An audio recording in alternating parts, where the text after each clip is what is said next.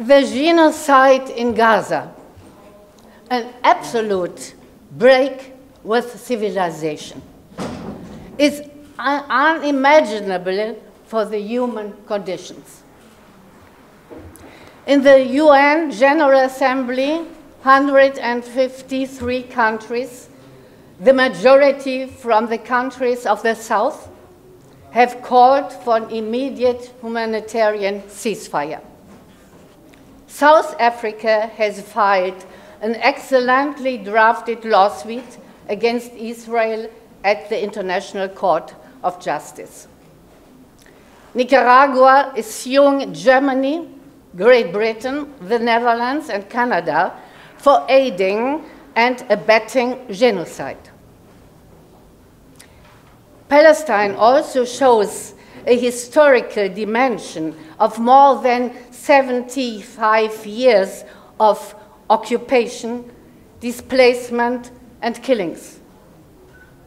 It is the global South that is taking a stand against it. It is these who preserve their anti-colonial struggle in their collective memory, those who suffered the wars of the USA and NATO after 1945. We look back. The October Revolution and the Chinese anti-colonial liberation movement had a great influence on the liberation movements in Africa and Asia. It was not until the 1960s that the colonized countries were able to become officially independent. Today, after around 60 years of official, not real, independence, we have a strong movement from the global South that is continuing to emancipate itself. An important beginning was the anti-colonial conference in Bandung, Indonesia in 1955, where outstanding personalities were Sukarno from Indonesia, Zhou Enlai from China, Nasser from Egypt, and Nehru from India. In 1961, on the initiative of Yugoslav President Josip Tito, they founded the anti-imperialist, non-aligned movement in Belgrade. Today, they make up 55% of the world's population. The movement is very heterogeneous, but its summits have been chaired by Nelson Mandela, Thabo Mbeki, Fidel and Raúl Castro, and Nicolás Maduro. The G77 group at the United Nations emerged from the non-aligned movement 3 years later. In terms of number of countries and population, it is the largest group within the United Nations. Its integration into the structures of the UN creates greater opportunities for political influence. Its members empathetically demand an end to sanctions, blockades, and embargoes that violate international law and are an integral part of the warfare waged by the United States and NATO states, particularly against Cuba, Iraq, Syria, and Venezuela. They have had and continue to have merciless economic and indirect lethal effects on millions of people. An important step towards a multipolar world was the founding of ALBA, Bolivarian Alliance from the Peoples of the Americas, by Hugo Chavez and Fidel Castro in 2004. A great human and political friendship began. Other progressive countries joined in, Bolivia, Ecuador, Nicaragua. Shortly before his death, Hugo Chavez created the Latin American alliance CELAC as a subcontinent of peace. Now they are again more and more active. The Shanghai Cooperation Organization, founded in 2001 by Russia, Uzbekistan, Kazakhstan, Kyrgyzstan, Tajikistan, and China, expanded to include India, Iran, and Pakistan, is the world's largest regional organization. Its mission is peace and security between the member countries. Its focus is on the color revolutions pursued by the West. In 2010, the BRICS alliance was complete: Brazil, Russia, India, China. At the beginning of 2024, this year, it expanded to include Egypt, Ethiopia, Iran, Saudi Arabia, and the United Arab Emirates. The overarching theme is overcoming the existing unipolarity under US leadership in favor of a multipolar world order, working out the long process of the de-dollarization has become one of these main tasks. The new cooperation between Iran and Saudi Arabia in BRICS 10 is a diplomatic success, forming a strong economic, military, and political counterweight. 30 countries are interested in a rapprochement with the BRICS. Counterweight does not mean domination, as we heard before.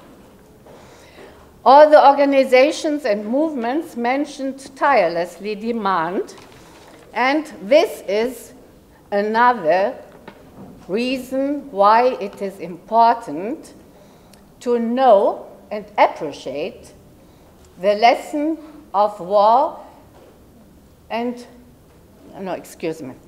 It is important to know and appreciate this compliance with the UN Charter of 1945, the lesson of war and fascism.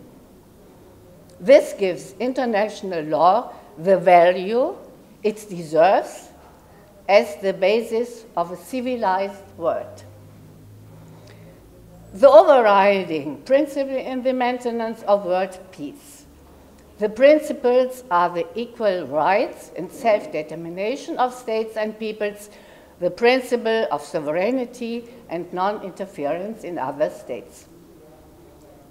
The global West, led by the USA and NATO countries, has replaced international law with a neoliberal, rules-based world order that applies to everyone, as we heard before.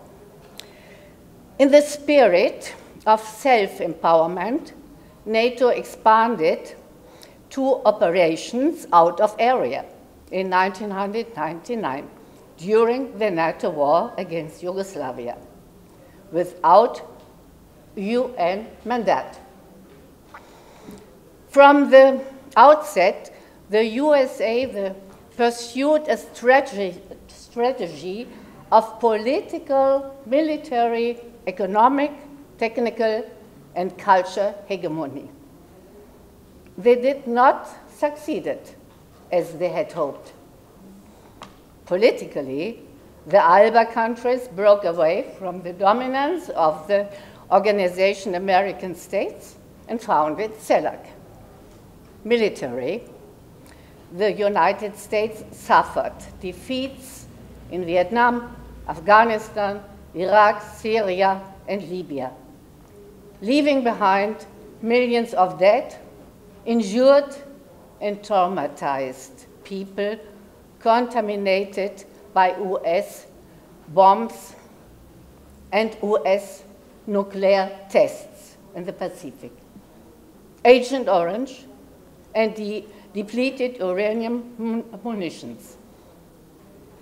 47 US biological weapons laboratories in Ukraine were destroyed by Russia. Ukraine, economically decoupling from the Western financial structure, began with the process of de-dollarization.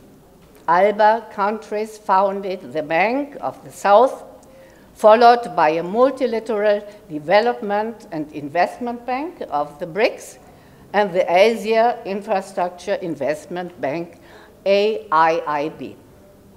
And links to the IMF were cut. Technically, Russia and China became equal competitors to the West. Culturally, there are many civilian research centers, universities, developed infrastructures. Beijing is the largest trading partner of no less than 140 nations. China's policy is geared toward peaceful modernization with the concept of cooperation.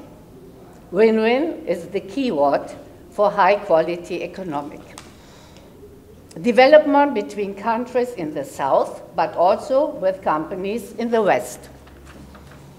The New Silk Road project is the realization of the biggest socio-economic development plan of the 21st century that can no longer be stopped.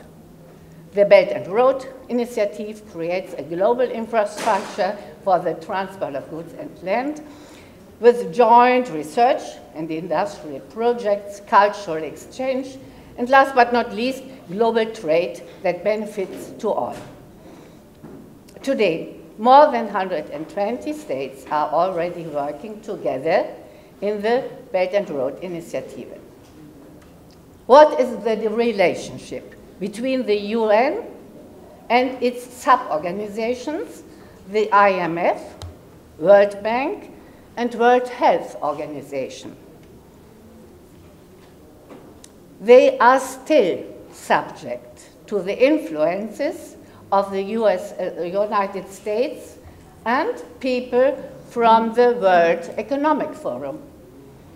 Unfortunately, this affects their programs, including the 2030 Agenda for Sustainable Development. Their influence is particularly strong in the World Health Organization. 80% of private funding comes from the Bill and Melinda Gates Foundation, Gavi, and pharmaceutical companies. The new pandemic treaty and the international health regulations lack any democratic decision-making process. An association of African scientists has rightly labeled the structure of the World Health Organization as colonialist, and Madagascar has already withdrawn. In this context, Serbia has a wonderful tennis player, Novak Djokovic. The firm alliance between China and Russia is seen as a particular threat to the West, despite repeated offers of cooperation, as expressed again and again at the Valdai forums. The global West is not capable of profitable cooperations to solve the planet's problems.